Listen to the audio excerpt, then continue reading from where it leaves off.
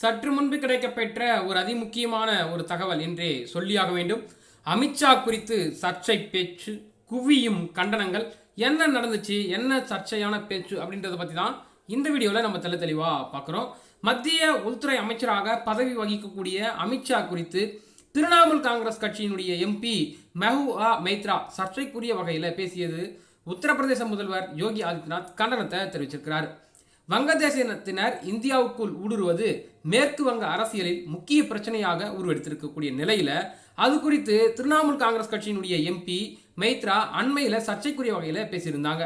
அண்மையில் மேற்கு வங்க மாநிலத்தில் நடைபெற்ற கூட்டத்தில் மைத்ரா பேசும்பொழுது இந்திய எல்லையை காக்கும் பணியில் ஈடுபட்டுள்ள பிஎஸ்எஃப் அப்படின்னு சொல்லக்கூடிய 5 படை மத்திய உளவுத்துறை அமைச்சகத்தின் கட்டுப்பாட்டில் வருது. அதற்கு முழு பொறுப்பு மத்திய உள்துறை அமைச்சர் அமித்ஷா.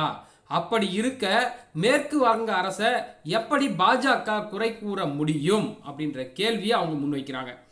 இந்தியாவின் எல்லைகளை பாதுகாக்க முடியவில்லை என்றால், ஊடுருவல்காரர்கள் நூற்றுக்கணக்கில் நுழைந்தால், நாம் பெண்களை அவமதித்தால், நாம் நிலங்களை அபகரித்தால் மத்திய உள்துறை அமைச்சர் அமித்ஷாவின் தலையை வெட்டி மேஜையில் வைக்க வேண்டும் என்றார். இப்படி சர்ச்சைக்குரிய வகையில் நம்முடைய மைத்ரா பேசியிருக்கிறாங்க. மத்திய அமைச்சர் அமித்ஷா குறித்து திரிணாமுல் காங்கிரஸ் எம்பி மைத்ரா பேசியுள்ள கருத்துக்கள் பாஜகவினரை அதிர்ச்சியையும் கொந்தளிப்பையும் ஆழ்த்திருக்கு.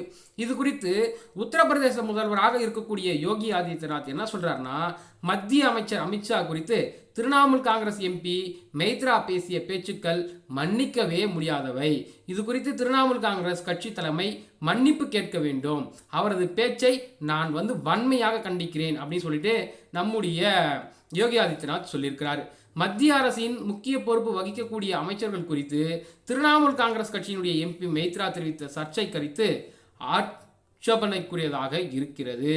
திரிணாமுல் காங்கிரசின் அரசியல் முறைகேடுகளை வெளிப்படுத்தும் இந்த கருத்து ஜனநாயக விழுமிகளின் நம்பிக்கையை கொண்ட ஒவ்வொரு இந்தியரையும் அவமதிப்பதாக இருக்கிறது. இந்த அநாகரிகமான கருத்துக்காக திரிணாமுல் காங்கிரஸ் தலைமை இந்த நாட்டிடம் உடனடியாக மன்னிப்பு கேட்க வேண்டும் அப்படின்னு சொல்லிட்டு நம்முடைய யோகி ஆதித்யநாத் தன்னுடைய கண்டனத்தை பதிவு செஞ்சிருக்கிறாங்க.